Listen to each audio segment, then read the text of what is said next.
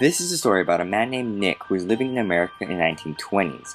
He moves to New York to become a bond trader and finds that he lives next to a large mansion occupied by a mysterious man named Gatsby. Gatsby hosts wild parties every night with lots of women and alcohol, and when Nick is invited, he learns that Gatsby had also been in the army.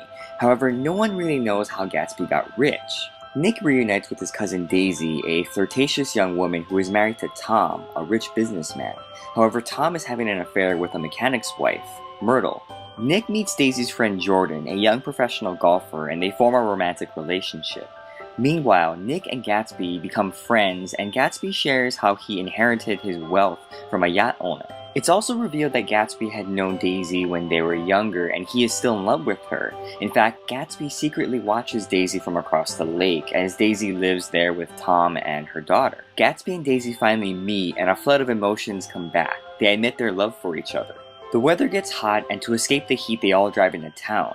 Tom finds out that Daisy wants to leave him and gets upset, telling Daisy and Gatsby to drive back home, where they will further discuss it. However, Daisy, driving Gatsby's yellow car, runs over Myrtle by accident. Tom then tells the mechanic that it was Gatsby who ran over Myrtle. And as Gatsby is swimming at home, the mechanic shows up and shoots him.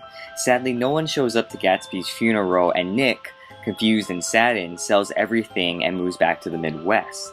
First of all, the story presents a historical snapshot of the 1920s, an interesting time in American history. We get the vividness of the time with the lights and glamour that saturated the people. Drinking, parties, and sex were to be celebrated, not condemned.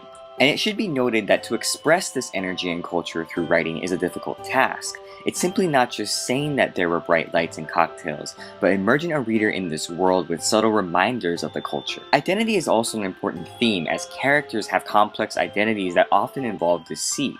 People are not who they say they are. Tom and Myrtle having an affair, and the ambiguous history of Gatsby, as Gatsby's name isn't even his real name. In fact, as readers, we are reminded of this when his father shows up and corrects Nick, saying that his name was James Gatz. There are several explanations given to us as to how Gatsby became wealthy. Readers learn early on how he gained his wealth, but are still left wondering how that wealth had been maintained over the years.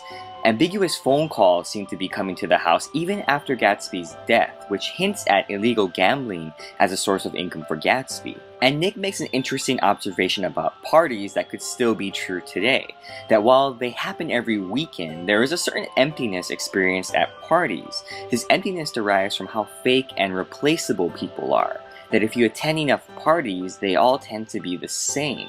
Furthermore, Gatsby wishes he could go back to when he had first met Daisy, and any character that wishes the present were the past, that things were the way they used to be, is doomed. This is a strong literary device, and several of the best stories incorporate this in their tragic characters, so be forewarned, living in the past is dangerous.